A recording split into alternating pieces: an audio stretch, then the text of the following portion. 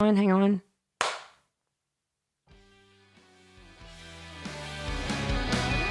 Hey, I'm Cliff. And I'm Susan. And welcome to our Cliff and Susan podcast. You guys, we are so excited today to share with you some big news. We have our debut album dropping this Friday, and we're going to share with you not only the release of that album, but what kind of led to this, what is a 7-year journey for us.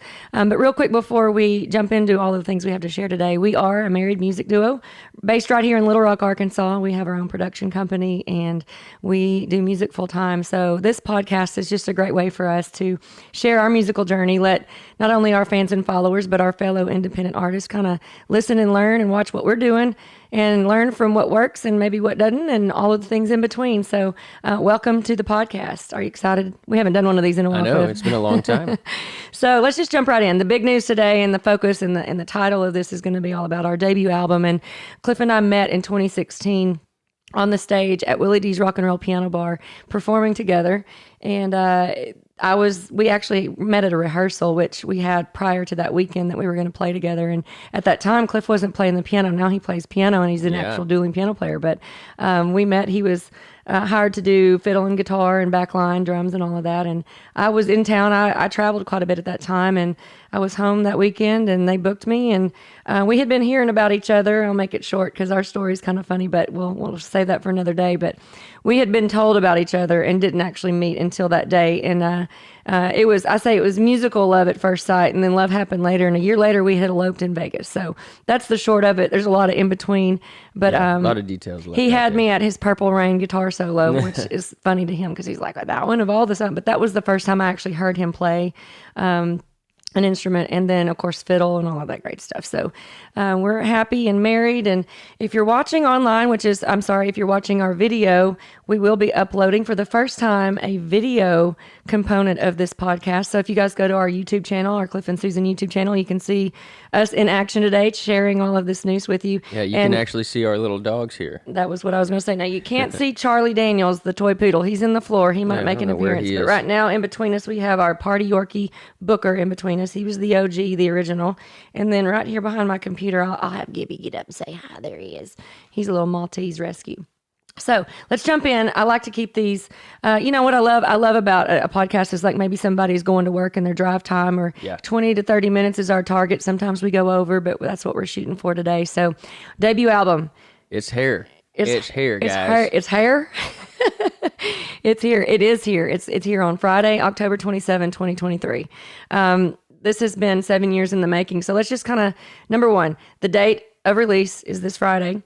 We have decided to do an album release show, which is going to happen after the first of the year. If you guys know us, maybe you don't know our schedule, but we, like I said, we're based in Little Rock and we do a lot of shows in Arkansas, but twice a year at least, we leave and go do contracts outside of the state. And in this case, we are leaving a week from yesterday, so less than a week, we're headed to the Caribbean, and we perform on the island of St. Martin at the Red Piano. It's an awesome venue. Getting there for the big Halloween party. I think everyone's dressing as the Addams Family, so that'll be interesting to figure out our costumes. The staff is, but this is 12 years. I believe it's 12, at least 11. I can't remember. So this will be the 7th year for you. Year for me. 2016 was when you joined me down there. Yeah. So it's a solo piano bar, lots of fun, a 4-hour show, 6 nights a week for a month. And we'll talk more about that show and kind of what we do as a duo and how it differs from what we're doing with this album release and the full band. And so we will be gone. And then after we get back, then let's be honest, everybody wants to focus on the holidays during December. Yeah, well, and I'm excited. This will be the first year that we'll actually get to maybe do a little decoration and celebrate Christmas a little bit. We were moving over Christmas. So last year, yeah. So we have our debut album release show planned for January 11th. That's a Thursday. And shout out to Chris King and Suzanne over at Sticky's Chicken Shack, Rock and Roll Chicken Shack. Yeah, Sticky Fingers. Sticky's is a really well-known and very popular venue in downtown, the River Market area of Little Rock. And so great stage, lots of fun, has been had for 20 years now. So to have this location as our debut release really means a lot to us. So that the tickets are already on sale, you guys, and you can go to our website and get those tickets. cliffandsusan.live is our website.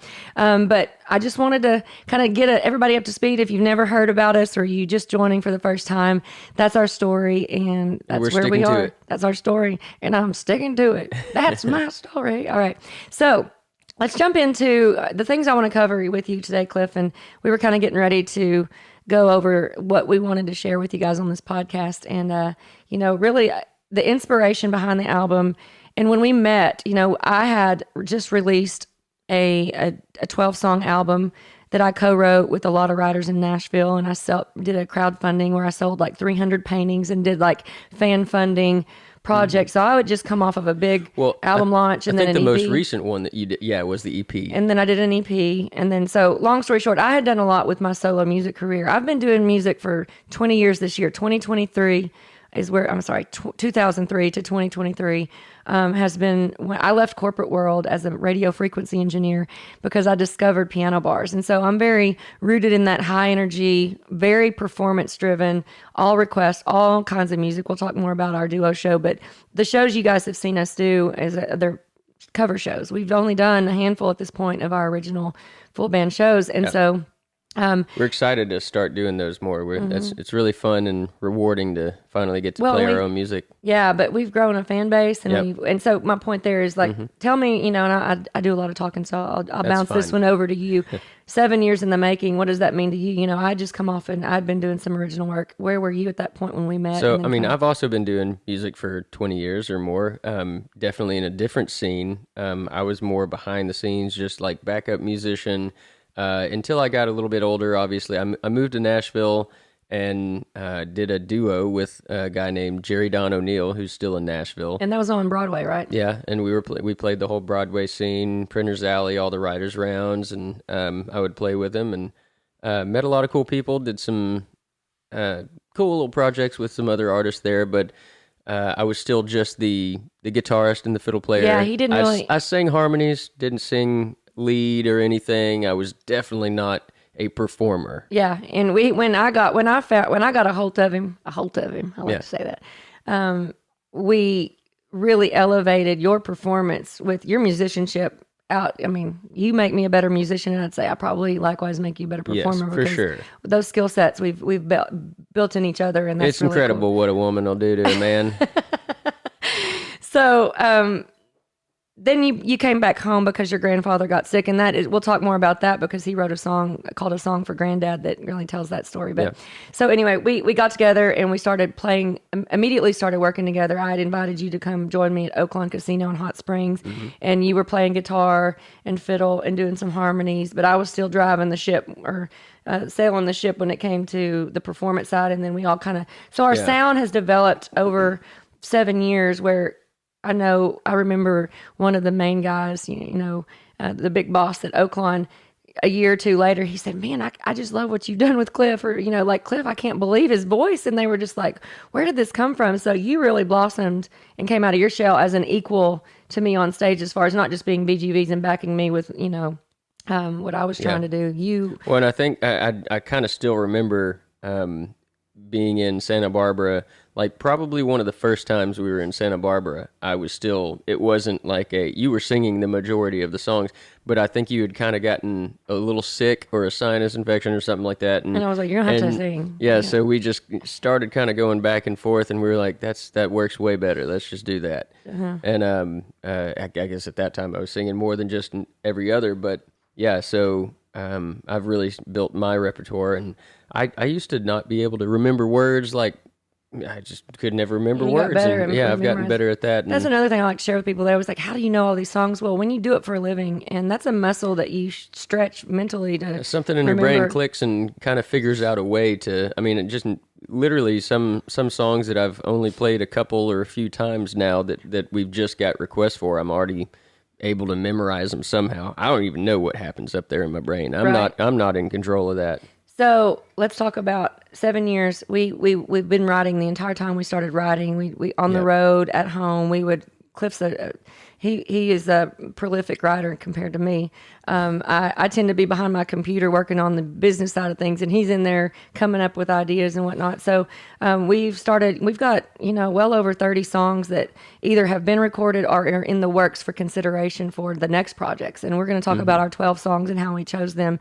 But as far as what guided us into why did we wait 7 years? It was really important to me because when I went and did my first album in Nashville, great songs. It told a story about where I was in my life. I wrote a lot of songs about me. It was a therapy album about an old past relationship. So, for me, it was like, that album was a big learning lesson for me. So, but I also know we really produced. There were horns, there were big harmonies, and then when people came to see me live in person, it was me and a piano. It was like, how does that translate to what people know and love in the venue, which has been my flagship product, is my show. Yeah. And then then they go stream my music, which great. It was an awesomely well produced album, but it didn't really match branding wise for me. And so I really wanted what we released as a duo to, number one, make sense. So it took us time to find our stage presence and what and we just were. Our comfortability together and what we are most confident in doing, and like really finding our sound took a while. But that's really the main reason, because a lot of people are like, I don't know why y'all haven't released any music. Well, that's really why. It was important to get it right. And I think it was the perfect time. It was the right time. Because I've had songs written. I still have a lot of songs. One of them, at least on the album, was one of the first songs that I'd written. And I still have a lot of old songs that I'd written way before I met you. But some of them didn't make sense for us to record. Right. And a lot of people have recorded your music already, And so a lot of these songs most of these songs on this album were written after we were together, and it kind of started to make sense, and I started writing for us, and because we had toyed with the idea of recording, and we were like having a brand. Just we didn't know what to do. We were like, does it make sense for a duo to release a song about breakup? Or like, who leads vocally? Are we going to equally share? Does every song need to be a duet? Well, these were the conversations that we had. Well, and you even talked about, you were like, well, why does it matter if it's one genre? Well, it definitely matters because it gives that was an a conversation identity crisis a while back, but yes, of course. But niching into, I mean, we are country music guys. Let's just go ahead and put that out there. I mean, you guys, if you've heard us before, we do country rock, oldies, blues. I even rap and do pop, and I mean all of the things, because it's an all request show, and it's about playing music that you all know and love. And so, at that time, it was like, well, that's what people are going to hear at our show. They're going to hear everything. Well, but that's not us. That's not us. That's not us original artists. As original artists. Yes. And speaking to those of you out there, if you are an original artist, find your lane that you most fit in and feel most comfortable in. And I think we've definitely done that with these songs in this album. But what we did keep from our show is, number one, we wanted high energy for the most part. We wanted to be able to perform our original music and be able to bring the live show that you guys know and love about us, which is that in your face, rocking a fiddle and a guitar and a piano. There are moments to bring it down and have sentimental and, tug on a heartstring with ballads, but we didn't want to be ballad heavy. And we definitely wanted the rockin' country sound. And so, all of these were the conversations that really came to a point where we didn't have it calculated that it would be October 27 of 2023 that we really release the album, but it felt right about 2 months ago. I was like, Cliff, I think we're ready. What makes sense? We're headed to the Caribbean. We won't be where we can produce anything if we're in the Caribbean, because, we produce all of our music ourselves, and we got to make sure we factor that in. What if we just pick the Friday before we leave for the month and really just shoot to make that happen? And it all felt right. A few of the songs were not even recorded at all. At that point. So we're like, let's get it done. Now I want to stop and take a brief moment to say, Cliff, meanwhile, over the 7 years, we incorporated as Big Red Dog Productions, LLC.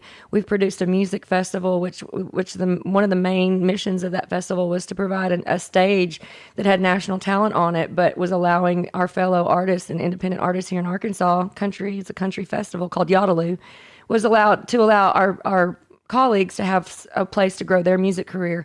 And so, meanwhile, Cliff has been producing not just country music artists. You just produced a track on Amber Violet that was a rock pop sound. Yeah. He's done a lot gospel. You've done gospel records. That one for Andrew was definitely more of that. Yeah, pop, Andrew, it's Billie Eilish cover. Yeah, Balkady, he was on The Voice. You produced some, and everything from demos to full on production for fellow artists. He's currently in the middle of a project that's releasing hopefully after the first of the year. But it's over 20 songs that Cliff is producing for Freedom Sings Arkansas, which is a nonprofit Yeah, the organization. first album will be 13 songs. So the first album will drop, but what those are songs that Freedom Sings Arkansas works with veterans who want to tell their story. Many times they're dealing with PTSD and a lot of issues from their past in war and overseas, and they come together with hit songwriters and tell their story through song, and then they bring it to Cliff, and he produces it, and so that will culminate into a 13-song album, and then subsequently there will be another album that releases. So lots of growth for Cliff has happened in the studio, which is awesome for me to be a fly on the wall and hear all of this, because I think not only does it help us where we are in our career, but it just really elevates everything that I know Cliff is, not just my husband and my partner performance-wise, but he's a fantastic singer-songwriter. He plays over 11 instruments, and his production work and his arranging and all of the things that I knew it was amazing at when we met. To have watched that grow over the last 7 years, it's just been truly incredible. That's another reason why we hadn't released, and I'm sure 3 or 4 years from now, I'll be like, gosh, that stuff, it was terrible on that first album, but hopefully not. Well, maybe we'll be also collaborating with some big producers in Nashville or wherever, and be able to. I know right now we're in an interesting place in the world where you can produce some of the things, we can track in our studio and then send what we do musically, either vocals or music, the instrumentation, and then work remotely with producers. So maybe that's in the works. But anyway, so that's how we got to where we are now. And let's talk about the songs that are on the album. So yeah, starting with Neon Dreams. So we wanted to, again, we wanted that high energy feel all the way through the album, but of course, there are some slower or ballad type songs. Just like our shows, we wanted it to be a journey. So, when we start off our show, we want to still have that energy. So this one, Neon Dreams, definitely starts off with that high energy feel. It's kind of that rockin' country, maybe a little bit more commercial. The whole album is kind of on the line between singer-songwriter and commercial country. Mm-hmm. And Neon Dreams was birthed out of your friend Bobby Cockerham. So my friend Bobby Cockerham, he's actually a writer on several of these songs. But he came up with the idea for right. He wasn't a writer on this one, but he was like, you need to write a song called Neon Dreams. He goes, go write that. And he walked out of the room, and I was like, that's not a bad idea. Bree Ogden was over at the time, and we were like, let's write it, So a few weeks later, we got together with Bree, and we sat right here in this living room where we're recording this podcast, and we finished it up. So we're real proud of Neon Dreams. Number one, we chose it for number one because right out of the gates, we also performed this one right out of the gates. Like when you come to our live show with our full band, I'm assuming we'll continue to start with Neon Dreams because it's just a great way to set the tone. And so, well, funny enough, the chorus of that song came out of a dream. Cliff rolled over one morning, and I told him the groove I wanted. I was like, I love this groove, write that. Next morning, he rolled over, and he rattled off probably 80% of the chorus. And I was like, well, there it is. And I was like, and I recorded him right there. And then later we, brought that to the writing with Bree, and it was shoot up to the sky, getting high like Elon. I mean, those lyrics that are in the chorus that we love so much are kind of where that started. So that's Neon Dreams. And now let's go into track number 2, A Natural State. Another one that came from a dream. This is like the maybe 3 or 4 songs that I've awakened with an idea, and but this one was written with Corey. It was, but the line, the flat bottom boat on the water's wake, and in the chorus about the fireflies, both of those things were something I had written down a while back. And so Corey Jackson and I, we write. Tell him who Corey is, because a lot of people know him already. Yes, he's an artist from Jonesboro. He's got his own music career, and he's doing great. Releasing some new music. He was on The Voice, Team Blake. Yep.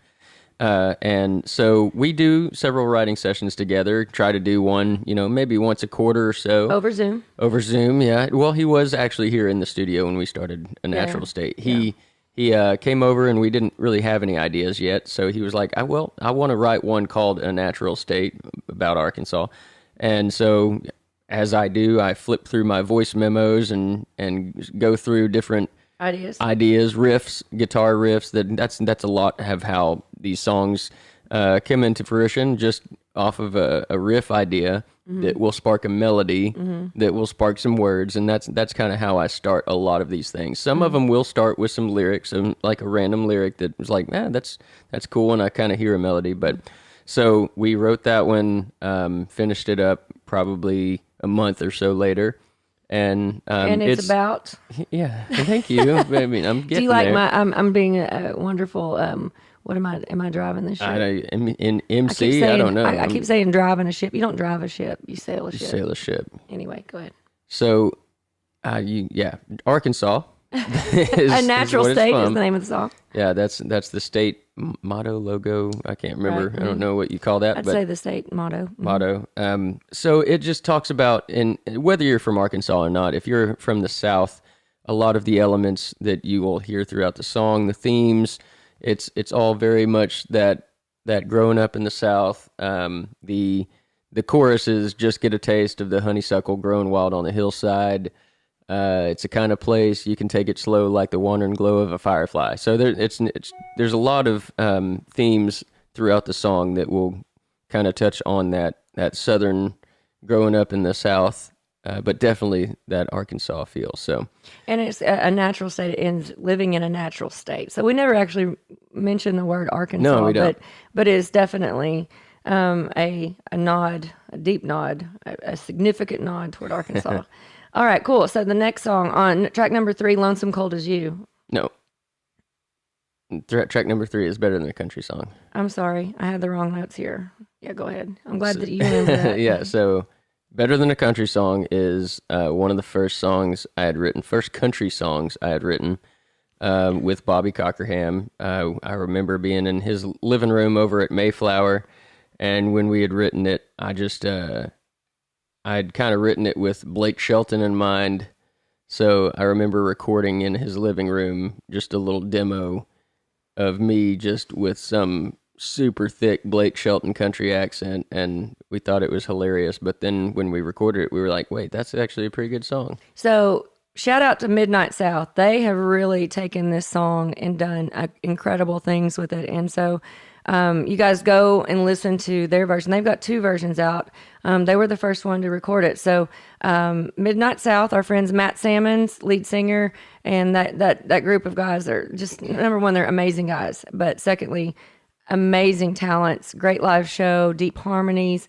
And so Better Than a Country Song, they released the original version, and then they signed with the management team in Nashville and subsequently released an acoustic version of Better Than a Country Song. So you guys go check that one out. Now, our version is not the same. Technically, Rusty Conway Band was the first person to release So if that we ever song. have a fun fact, if you know about Cliff and Susan, then you get like extra bonus points. Cliff released the project. Yeah, man, this was a long time ago. I After don't know if you've ever told it. anybody this publicly. Yeah, no, we went and erased everything, but he decided he was going to be Rusty Conway.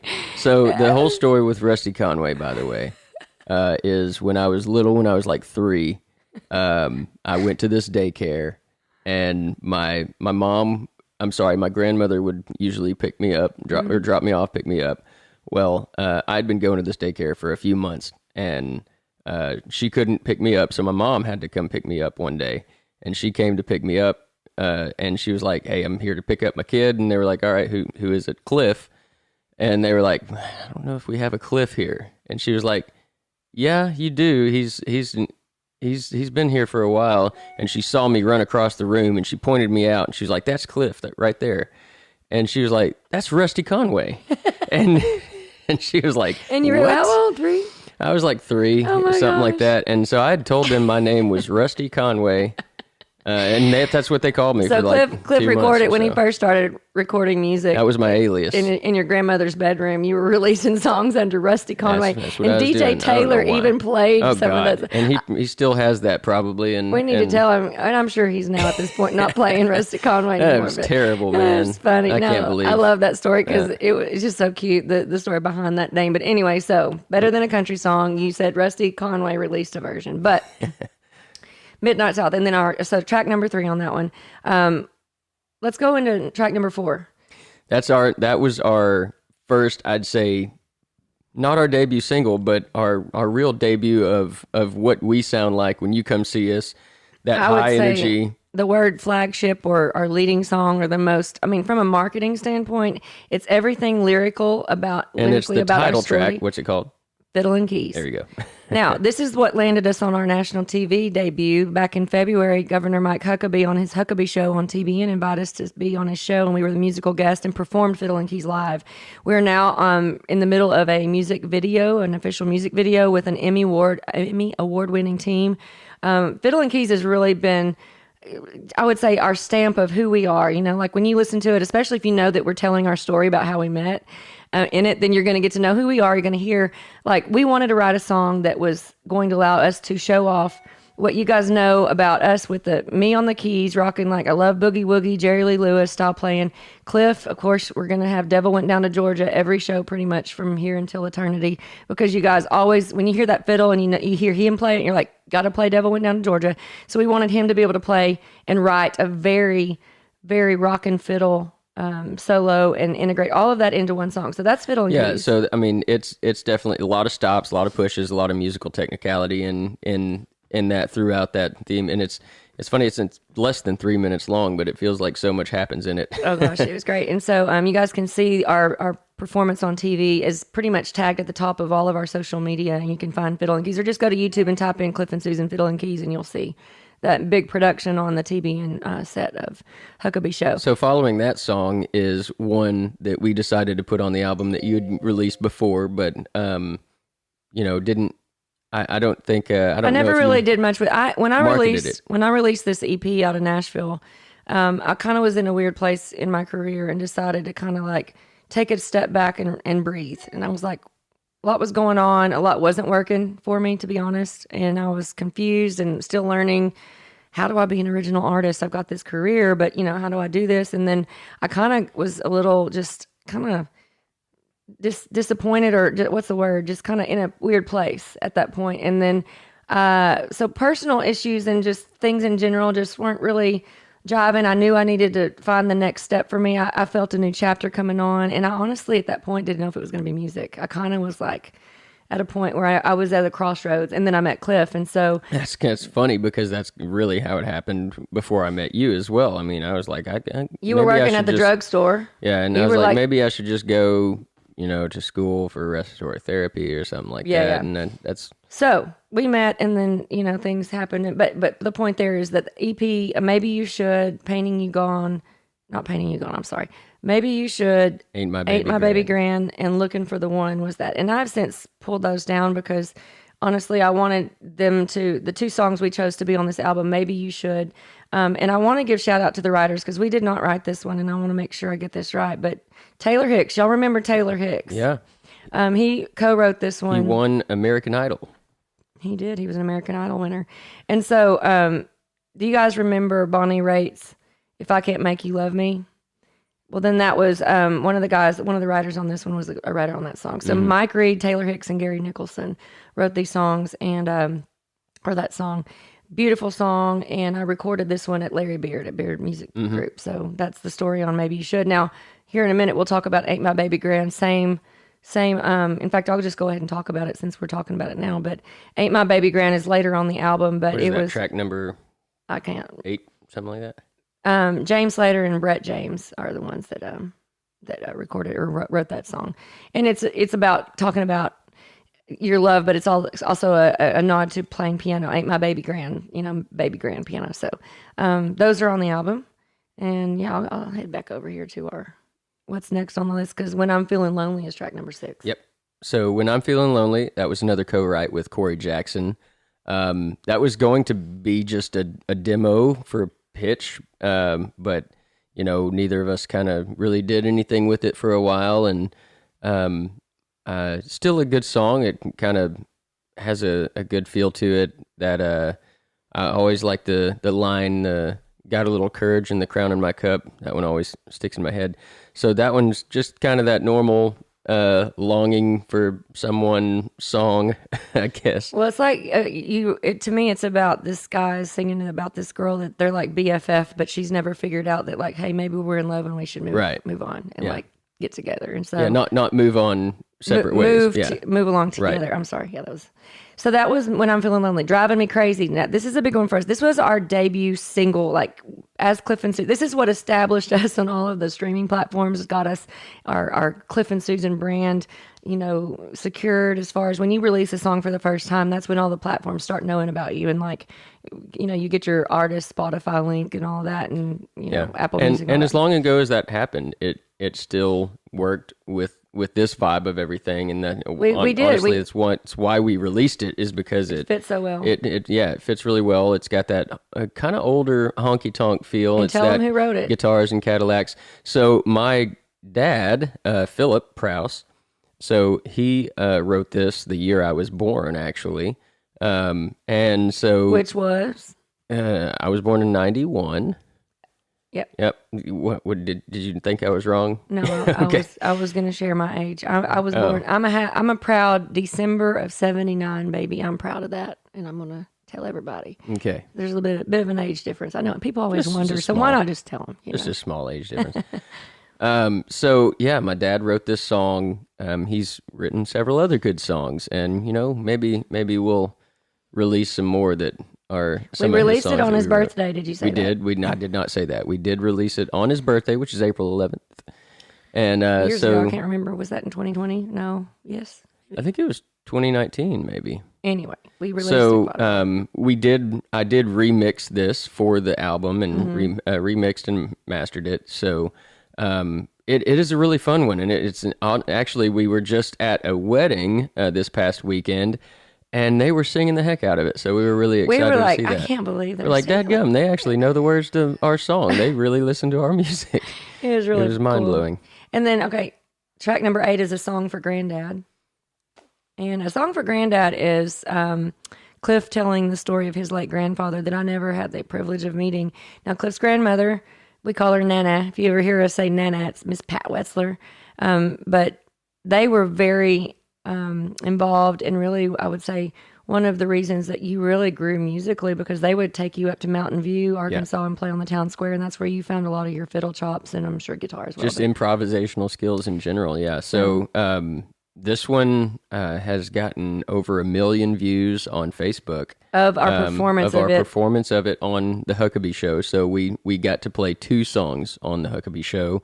Obviously, Fiddle and Keys is the one that got us on there and was televised, but on their digital platform, they let us play another one, and that went to our digital platform, and yeah, it really took off, and I think it resonates with a lot of people, and it's very relatable. Hopefully, your grandfather's still alive, but if not, then this definitely will tug on your heartstring and make you remember the things that you love about him, and so.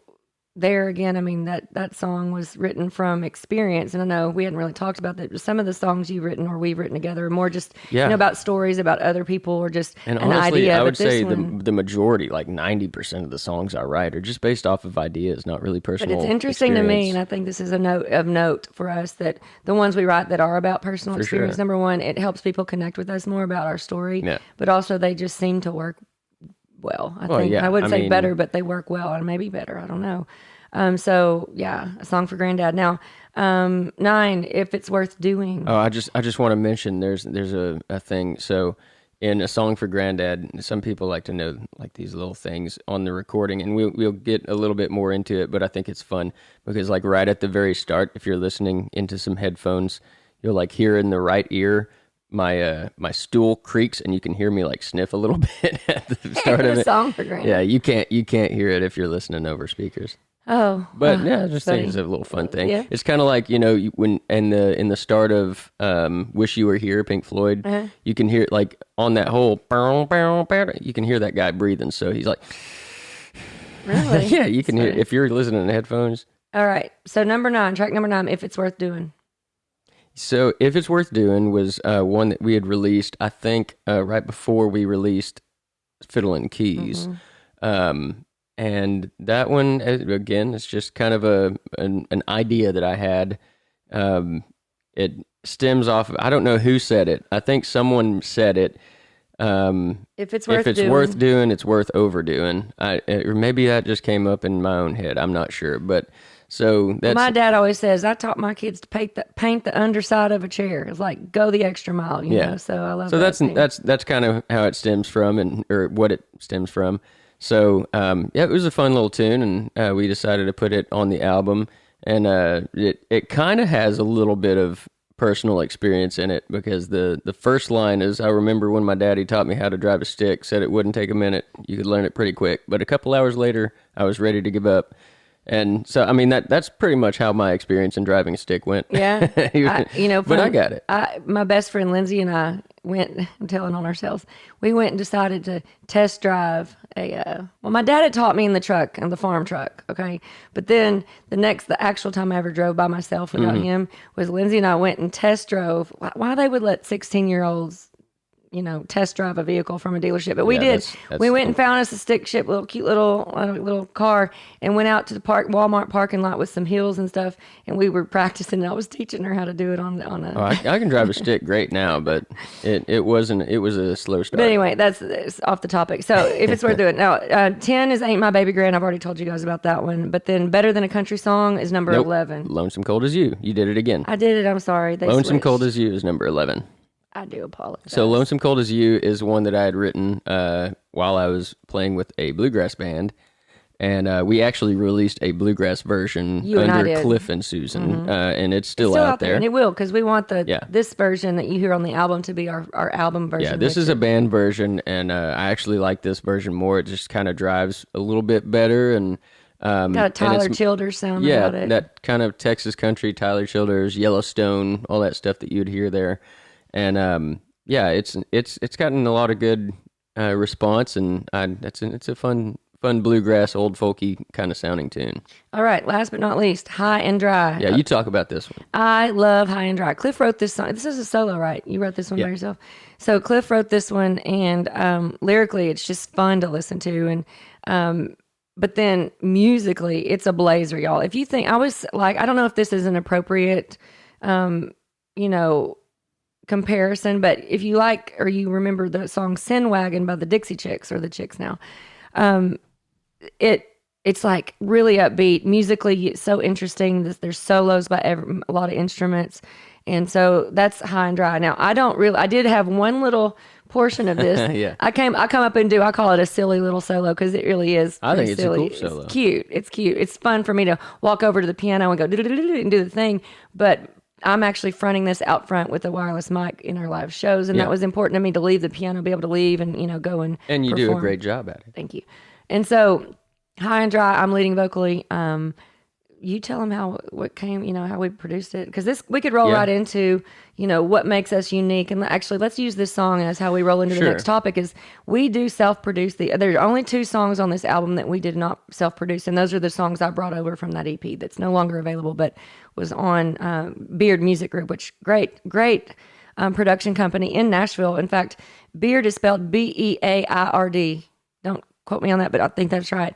Music Group. And if you're looking for a great production team and producer in Nashville, go to Beard, because they will get it done. They've got Music Row musicians, and just a great place to get a Nashville production done. But anyway, so self-produced. Yes. So and I do like that those songs are not super overproduced, so they still sound cohesive on this album. But other than that, you won't really hear anything besides drums, bass, guitars, fiddle, and piano. Yeah, let's talk about what you won't hear. You won't hear horns or anything that is going to stand out instrumentation-wise that you wouldn't hear at our live show. So we didn't overproduce such that we can't rock it on a live stage with a full band. Yeah, Number 2, you won't hear any electronic. At this point in our career, we're not doing anything where there's no programmed drums or any digital or any kind of, because I mean, like even Morgan Wallen's got it, like that was Last Night has a lot of that. Right. You might hear it in a club, and some remixed versions of songs. No snap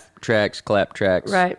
808s. And synth pads. I personally sometimes like that, but at this point we haven't done that, and we may never, who knows, but. I mean, and maybe we will, and we might be limiting ourselves on what market we get into, but we really want to keep it pure to what we can do live and what we sound like. Even if you come to our show with just her and I, She and I? Is it she and I or her and I? Her and me. I mean, Me and her. Susan and me is how you'd say it.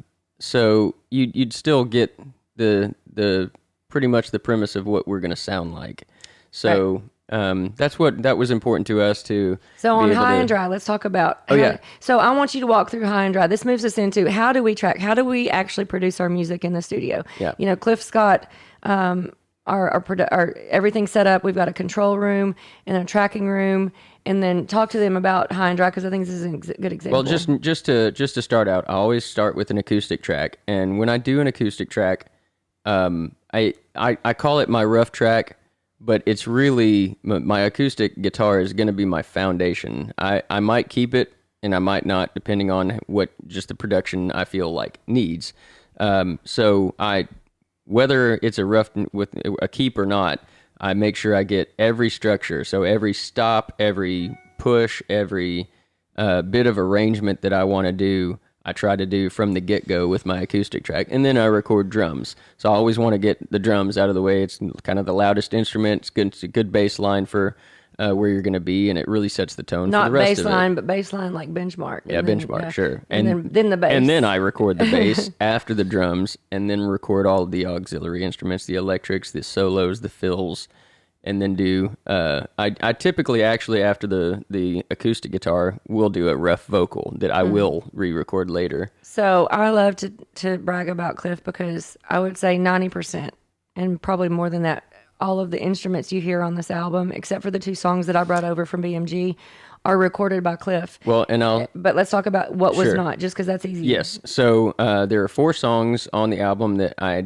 had brought in different drummers. So Driving Me Crazy and Fiddle and Keys, the drums were Cliff Aaron. Drummerboyinfinity.com. Yeah. So he did the drums on those. And then Stephen Bailey, the drummer that we've been using live for our live shows and our original shows, and has also played with us on a He has cover the show. band Synergy in town. He recorded on A Song for Grandad and Better Than a Country Song.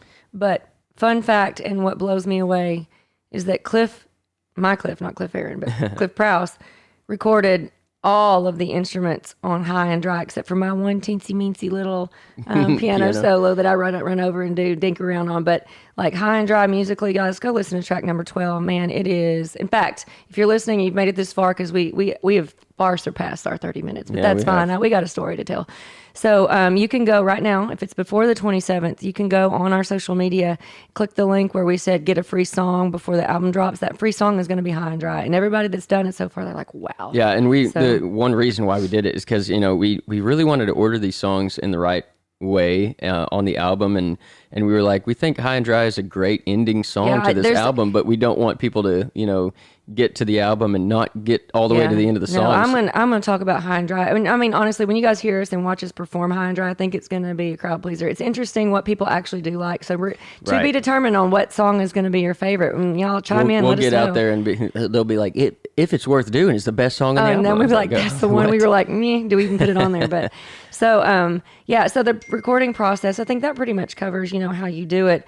And it's called single track recording, where you do each track. We don't have a full band that comes in and track at the same time. Cliff does it. We are in our house and we have 2 rooms dedicated to the studio. So, and maybe on the video, I might be able to do a little shot into the studio, so people B-roll. a little B-roll on the video of this podcast. So that is something you might want to go over to our YouTube channel, Cliff and Susan, and so I think lastly is kind of how we really do like to work with a lot of Arkansas artists here, and whether it's a drummer on our album or our show coming up, having Ryan Harmon is going to be opening for us on our January 11th album debut. We always like to rise with all of the Arkansas talent, and we're doing a really cool collab coming up with Erin Enderlin, who is also an amazing Arkansas artist that has really made a name for herself. So 2 things. Live, we want to talk about the collab with Erin and what our plans are after the album as far as our music. And then, let's focus on the live shows real quick. Oh, I'm sorry, I skipped over. Yeah, so band creation, how to, and I know this is going to evolve inevitably. We are going to continue to grow our live show with the full band. I will say I had the time of my life, not this past weekend, but weekend before last. We did 2 Arkansas festivals. Arkansas Arkadelphia Festival of the Arts on October 13th. That was Friday the 13th, by the way. That might have been why we had so many sound issues. That's right. We had a little bit of sound check issues, but once we got going, we were in our element. And then the following Saturday was Cabot Fest in Cabot, Arkansas, and that show, it was an hour set on Friday and a 45-minute set. Too. Beautiful weather. Just couldn't have asked for a better weekend for us to debut our album. That was the first time we performed these songs live. Yeah, not the whole album, but a lot of Most songs of that them. you'd never heard, yeah. And that's when we had Stephen Bailey on drums. We had Jack Bennett, who is the lead singer of Bad Habit, And guitarist, on guitar. And then we had Joey Fanstar, whom I've known for 20 years, and he was on bass, did a great job. So he's fun to watch. He's so animated on stage. They all are. But so we got the guys together, had 3 rehearsals, and just said, let's get this started. Let's make sure we get our sound, translated and transferred from what you hear in the recordings onto a live full band option. And so we're going to roll into the new year with that debut album release show on Thursday, January 11th at Sticky's. And it's a 90-minute set. Like Cliff said, Ryan Harmon of American Idol. He is an Arkansas boy. He has a great voice and he has great songs. But what I love just as much of that is that he is a fun performer. And I said, I want an opening act that somebody who, can entertain the crowd that's going to be there to come see us, who knows that we are an entertaining act. And I'm not saying that other bands aren't entertaining, but that really is for us. One of the things that sets us apart is we're going to be rocking. I'm going to be in your face and we're going to be having some fun. And I'm going to be trying to get you to shake and shimmy and do all the dancing and clapping and singing along and interacting with us in our show. So we did a pretty good job of that our first weekend. And so we're looking forward to growing that into the year, new year. And then beyond that, we're going to pick up as many festivals and shows as we can. Briefly, let's talk about our duo shows. Cliff and I can be found on the stage into our 9th year of residency at Oaklawn Racing Casino Resort in beautiful Hot Springs, Arkansas. And that's where I grew up. And we have racing, the thoroughbred racing season, or racing meet every year. The season goes from December to May. So we're going to be there every weekend. I tell people, if you are at the races on a Friday or Saturday, then you're going to know we are absolutely going to be in the casino performing from 4 to 8 p.m., which means when those races ends, you just continue the party right into that casino, come into Pop's Lounge and find us. And we are doing our duo show. We sound like a full band because I've got a drum machine. My left hand is on bass. I'm doing stacked keys. And so that high energy cover show you're going to find. Now, of course, we will play some of our original music during the shows because I'm sure hopefully you guys will like them and want to request them. So that is going to be a challenge in the next coming months as we head into 2024, we won't be available necessarily on a Friday, Saturday for big festivals, but we are absolutely going to hit it hard on reaching out to all of our contacts to get into festivals, venues. And so you'll see us you'll see us do some of those on a Thursday or a Sunday or maybe an off night where we can, locally, we'd love to open for some big names coming through or collaborate with some of our fellow artists to do some collab shows. Yeah. And so that full band is something that we're really proud of and going to continue to grow. Cliff, this is the question, where do we hope to be in 2, 5, 10 years? I mean, big things. 2, 5, and 10 years. That's a lot. Let's just talk big dreams for us. We're independent. We're not signed to a label. Not to say we won't ever, but at this point in our career, we're doing it all ourselves and learning to build a team. We've had a PR team and we've got production crews and all that we're working for, videography and photographers, and we're doing it all ourselves. Grassroots over here, y'all folks. But y'all folks, now you see, now you hear. But moving forward, I want to open for Lainey Wilson. I'm just putting that into the universe. If you don't dream it and don't shoot for it, then is it ever going to happen?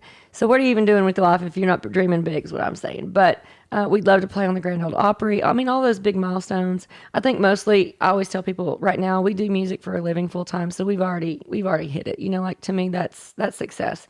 But if I really wanted to say where do we want to shoot for, get that live show just as good as any out there, so that when some big artist comes through and they need an opening act, like ZZ Top, we opened for ZZ Top last year. So we've done these things, but continuing that and big names, be on tour with the big artists, be on the Ryman, Grand Ole Opry. I'd love to work with big producers in Nashville and go out there and do some big work in the studio, that kind of thing. Be a lot of fun. That's the long term. Let's talk about the collab with Aaron, and then we're going to leave you guys with where to find all of the things where you can find and support us. So Aaron Enderlin, a good friend of ours, she it's actually a long time coming. Ever since I moved to Nashville. Before then, I knew about her. because I think her aunt and uncle would come into Larry's Pizza, where I managed a pizza restaurant all And the time. you're playing on Yeah, I played on Music Mondays. Music Monday, And, Larry's Pizza, y'all. And they were like, Rusty Conway. Did you go by Rusty? No, No. They heard about me moving to Nashville, and they were like, "You got to look up our niece Erin." Or so I've known Let me about her rattle for a off long, long some time. accolades on Erin real quick. Erin Anderlin, not only is she an amazing, cool girl, but she's performed on the Grand Ole Opry over 20 times. I think it's 25 or 26 times. 26 maybe. She has cuts by Luke Bryan, Reba McEntire, Alan Jackson, Leanne Womack, and many others. I will forget all of them. She is now undefeated, 6-time winning Songwriter of the Year for the Arkansas Country Music Awards. Right. She was on tour with Tanya Tucker. I mean, her accolades are a mile long, and she has done. Elton John had her on his podcast. Yep. Roseanne Cash was the reason that happened. I mean, fun fact, Chris Stapleton was her roommate when he was just getting started in Nashville. In fact, And came sang down the background vocals. He did the BGVs on one of her albums, and he came down and shared his version of Tennessee whiskey where they lived together. And it was like, "Do you like this?" And she's like, "Yeah." Those are the things that she shared with us. Super cool stories. But Erin and the two of us, she asked us to perform her song that was made a hit by Leanne Womack called "Last Call." She asked us to join her on stage to perform at the Arkansas Country Music Awards this year in 2023. And we came up with our version. I was on keys, Cliff was on fiddle, background vocals, and she of course was the lead vocal on her song "Last Call." And that happened and was just a really magical moment for us, for sure. And she said, "We got to collab, let's do," and it turned into a 3-song collaboration. So we will be releasing "Last Call" with Erin. The second song will be "Lonesome Cold as You." So you're going to get the third version of "Lonesome Cold as You," but now with Erin. And then, because Erin loved that song and she put it on her playlist and really just gravitated toward that "Lonesome Cold as You" song. Yeah. Finally, we decided that we need to write one together. So as of 3 or 4 days ago, we got together here in our studio and wrote a song called "Petit Jean." Petit Jean is a mountain and here in Arkansas, but it was named after Petit Jean, who was a French girl who followed her fiance from Paris to during the Louisiana Purchase. They sailed over here up the Mississippi River, up the Arkansas, and ended up with the Native Americans and staying with them, and landed at this mountain where she got sick. She disguised her gender as a cabin boy, cut her hair, and tried to follow her fiance, and did follow him, and he did not know that she was on the ship until she fell ill and died and asked to be buried on the mountain, and they named the mountain Petit Jean. So the story of Petit Jean is told in the song. Beautiful song. We're excited to produce that. So that 3-song series and collaboration will be our next project. And then we are still deciding on what song, if it's a single or an EP, to release of our own stuff. We've got several in our catalog, and we were trying to figure out which one that we should release next or write next. Maybe it's something new. We have one song. Sure. What's it called? "Three Little Dogs and My Woman and Me." Yeah, it might be that one. I like that one. There's several that I've gotten pretty much written or started. So we'll and see some what that I comes started. next. Like you were on the road with Midnight Yeah. South when y'all got to open for Kenny Chesney, and I was all missing you. And I went back there to my piano and wrote a song, "When He's Gone." Yep. So Gotta these finish are that one. all of the notes and the ideas that we continue to kind of just put together and put in our bank, and then we decide what makes sense and what feels right, and what maybe we test it out on social media or at a show, and you guys really like it, and then we're like, okay, well, that's the next one. So that's it, guys. That's where we are in our career, and we just want to say thank you. I didn't really talk enough about how important our fans and followers and supporters have been. I mean, you guys, if you hadn't encouraged us and shown up to those shows and given us opportunities to rock with you on stages and with great crowds, we wouldn't have been at this point in our career to have found our skin on stage and really come out of our shells when it comes to music and performing and everything that's kind of driven and like just basically steered us into the direction of where we are now. So thank y'all. We will be releasing a Kickstarter project in the coming, hopefully, week. where you guys can purchase. I'm not because the album will be out, but you can purchase the CDs. We're going to release vinyl. We'll have some other limited edition options for you on merch. Yeah, honestly, some really cool package that we've and put together. That will include my artwork. I'm a watercolor artist, and so you will be able to purchase some of my paintings and prints, and that will all be launched very soon. So that really leaves me in conclusion with thank you guys for listening. We're almost at an hour, which is totally fine. If you've listened to this point, thank you guys. That means you really are interested in what we have to offer and what we're doing with our career. Y'all mean the world to us, and connect with us on social media. Go to Cliff and Susan on Instagram, Facebook, and TikTok. I'd say those are where we're most active. We're even on LinkedIn and Threads, and gosh, wherever the latest is, we're pretty much there. So, YouTube, you're watching this on YouTube maybe. Thank you. Make sure you hit like and subscribe. That helps us, stay in touch with you guys, but grow our channel as we continue our podcast and our music career. Thank you guys. We hope you have a great one wherever you are. Go find Fiddle and Keys. Give it a stream. Share it with your friends. It would mean the world to us. We'll see you next time.